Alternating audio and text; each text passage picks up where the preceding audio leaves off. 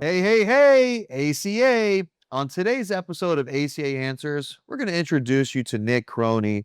He's one of ACA Group's senior advisors. Now, Nick is the person that hears the truth behind timeshare ownership. So, Nick, welcome to the show. Thank you. Thanks for having me. It's a pleasure. It's a pleasure.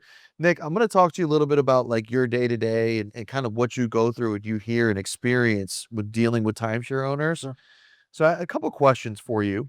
And Nick, what would you say of all the promises that you hear people were made um, when they bought this timeshare, which one is repeated the most and which one ends up causing the most damage? I'd say probably the biggest one that we deal with is people saying that they were told their fees would never increase. Mm. Right. So that's a huge deal. And it is very damaging. But I'd say probably the most damaging is when they say that you can leave this to your children. And I say can because it's not something you can leave them, it's something you will leave them. So they don't really fully consider the long-term consequences of signing that contract. So when they say that you can leave this to your kids, they're actually making it sound like more of an option, It's not an obligation. it's implied that it's optional. Correct. Okay. And then they find out later on that their kids are going to inherit Correct. this timeshare. They will leave it to them, and therefore they will also have to continue paying for it. And how do the parents and the kids feel about that when they actually learn the truth?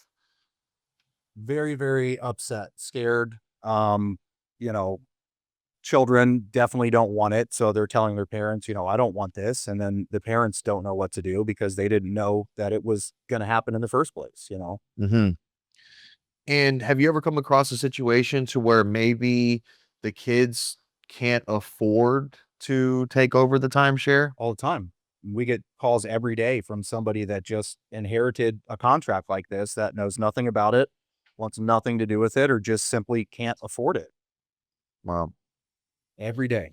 Yeah, and I would say just me as a parent, I have 3 kids and I know for sure in my mind, like I always want to make sure that I'm preparing my kids for the future and like giving them the best chance possible at succeeding, excuse me. And um thinking about like what a timeshare owner goes through, right? Like thinking about when they sell this vacation to you, they're selling it like it's an investment. They're selling it like it's something that you will be able to leave to your family, Correct. and then they can enjoy it years after you're done enjoying it, right? Correct. And so as a parent, that sounds really good. And I probably would have bought it just because of that type of a promise. But to know that it's not an option for my kids to take it, it's not something that they could say, no, I don't want it. It doesn't work for me. It's an obligation for them to take it. Is as a parent, I know that I would be deeply disturbed that I may be leaving my kids something that they're not going to use or they can't afford and they're going to have to worry about it. Well, you're not leaving them an asset, right? You're leaving them a liability, a bill that will never end. And that's the opposite of what they tell you it's going to be. Right. And again, as a parent, it's the last thing that we want to do is to leave a liability to our kids. We want to make sure that's cleared by the time we move on to that next stage in life. Now, what specific phrase or situation immediately tells you, Nick, that this person is already trapped and no one has explained it to them correctly? Probably when it comes to booking and making reservations, they sell points now. So you're told you can go wherever you want to go, whenever you want to go. You just use, your points. And it just doesn't work that way because you're also competing with other timeshare owners that have points. You're competing with the general public. And what they don't tell you is to get where you want to go, you typically have to book a year or two in advance. And most people just don't have the flexibility to be able to book like that. So they're stuck paying for something that they can never truly use. Or if they do use it, they're going to some place that they don't want to go just so that they can get something for what they're paying, essentially.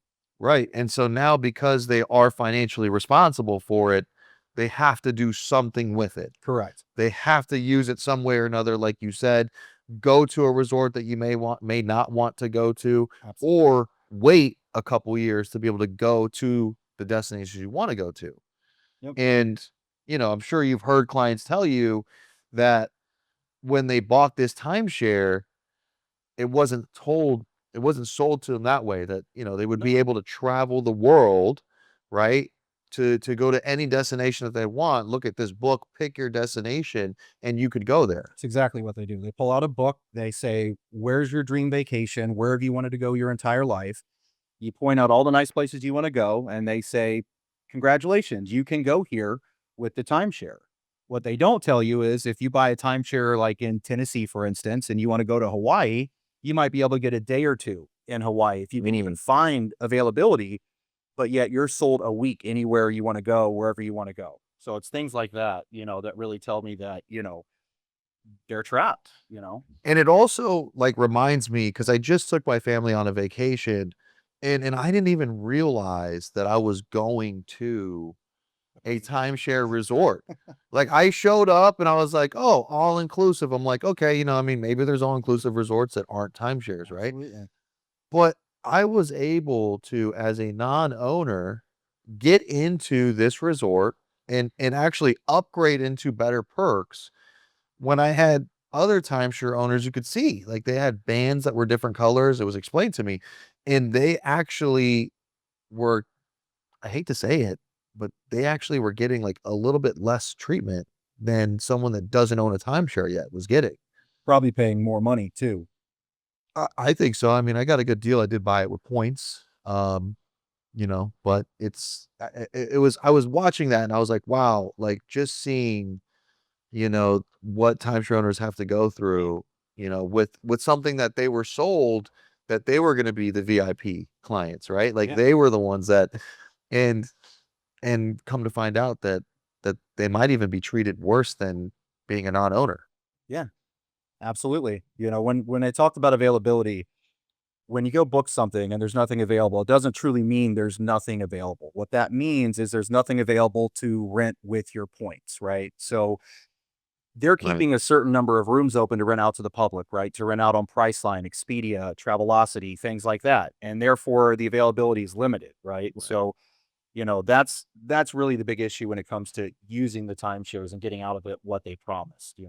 And I guess if you're looking at it from a business standpoint, a timeshare owner already owns a timeshare, Correct. right? Yep. So who's more likely to buy a timeshare? Like, someone that already owns the timeshare, or maybe somebody like me who doesn't own a timeshare and is taking his family on vacation? Yeah. I'd say probably somebody like you that hasn't had to jump through the hoops and, experience the pain that they probably have. Right. Exactly. So, of course, I mean, as a business standpoint, makes sense for the resorts to make sure that there's more availability to non-timeshare owners than timeshare owners. Prospective clients. Right. Wow.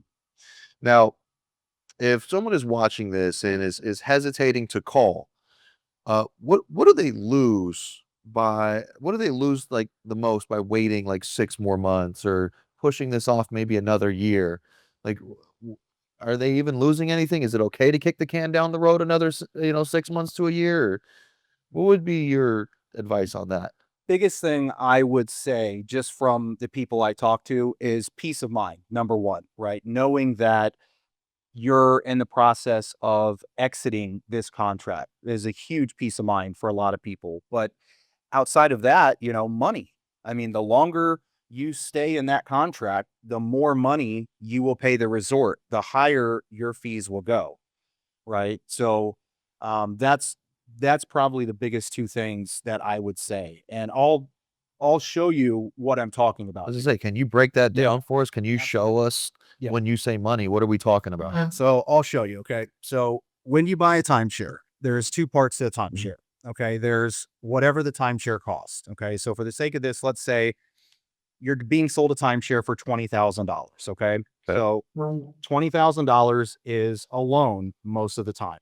Okay. So you take out a $20,000 loan, and then average maintenance fees in the United States, I say average about $1,000 a year. Okay. So you have 20,000 to buy the timeshare, and you have 1,000 a year in maintenance fees to start.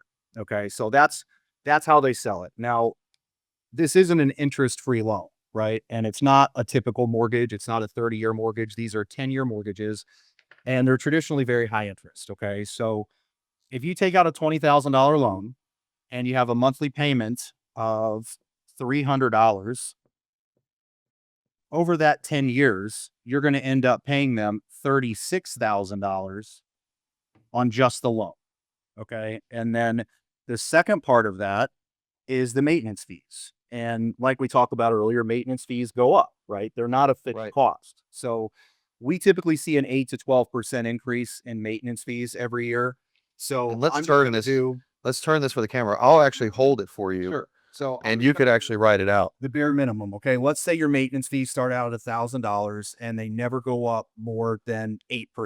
Okay. Over a period of 10 years, that 8% increase is $14,486 total that would be paid in maintenance fees. Okay. So in the first 10 years of that contract, your real cost for that property is $50,486.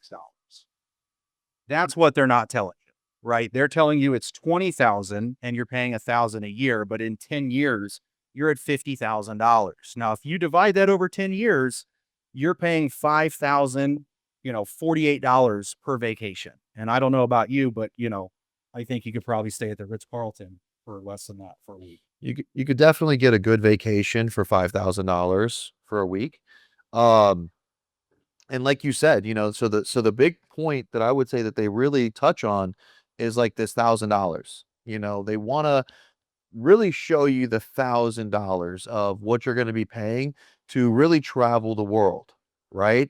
So you get that $1,000 and you can go anywhere you want, and you get that for a week. Get that for a full week's worth of vacation. The $20,000 is the buy-in, and they kind of just go over that, but where they're talking about for your vacations is the $1,000 a week, right?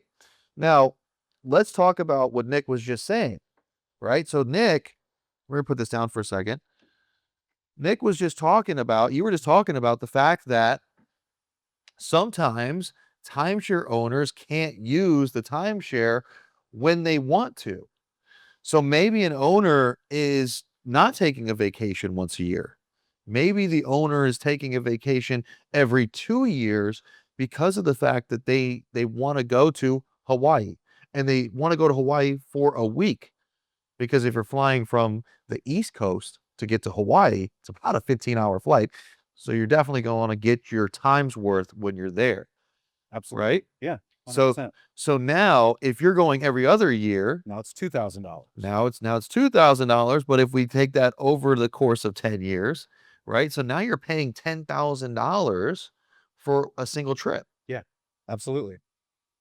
And that's, I mean, again, at that point, for sure, you guys can book a trip and take a beautiful vacation. More importantly, travel where you want to go for that kind of money. And now with so many different programs out there where you don't have to be an owner, right? You don't have to even be a member. You can take a vacation for less money and have a phenomenal vacation. And Nick didn't even go over the cost of like having RCI or Interval International, Oh, yeah. these exchange programs that actually cost you more money too. Sure. To go outside of the resort, you must join an exchange company. And to join that exchange company, you have annual fees for the exchange company. And there's booking fees on top of that. So most people find it extremely cost prohibitive when they utilize an exchange company to take a vacation with all the additional costs and fees. It's even worse. Absolutely. Yeah, I mean, it just continues to add up. Correct. They get you on your way coming in, and get you on your way going out. Every corner you turn, there's a fee. There's a fee. Absolutely. Nick, do you mind maybe sharing a story that you have, like, over this time, all of these owners that you've talked to? Would you share a story with us that's like kind of really touched your heart, and made you feel like what you're doing is truly contributing and helping these people? Yeah. So, I have several clients contact me, after they're out of the contract. But one, I won't say her name, but, she was very skeptical about the process, very concerned. She'd been burned by other companies in the past. And we had about a 2-hour conversation, and we were able to get her case approved. And she was out in less than a year, and she called me back crying, thanking me, for getting her out and doing what we said we're going to do. And, she literally told me that we changed her life, Wow. that we changed her life. So, yeah, I mean, we hear that all the time. This is something that really weighs heavy on a lot of people, and it's not cheap. No. And, to hear all of the horror stories, right? To hear everything, I'm sure it's a breath of fresh air to actually get that call after helping somebody, after showing them the results, excuse me, of that trust that they gave you. Because that's what it was. Like, they had to trust you. 100%. And by trusting you, you didn't let them down. Well, yeah, think about it. I mean, think about what they've already been through with the timeshare. If I went through that, I wouldn't trust anybody either. I wouldn't trust a soul. 100%. So, yeah, I mean, it takes a level of trust, but to have somebody call you back after, trusting you to do what you said you're going to do, and you see the difference in their voice and how they talk, Right. it makes all the difference in the world. Absolutely. Nick, I just want to thank you. I know you're always busy. You're always speaking to people. You're taking on that burden, because it really is, right? We're taking on the burden of people's problems. So you're doing that every single day. We appreciate you for taking your time and coming onto the show and sharing a little bit of your knowledge and sharing a little bit of your experience with us. And guys, if you heard anything that sounds familiar, it's probably because we hear it every single day, right? Waiting doesn't make timeshare problems better, right? It usually makes them more expensive. Would you agree? 100%. You have to understand, the more money you owe, the more your fees are, the more difficult the process is, right? So it's important to do something as soon as possible before that situation gets any worse. And most importantly, before you waste any more money on that timeshare. Absolutely. So, guys, if you want clarity before you make another payment, right?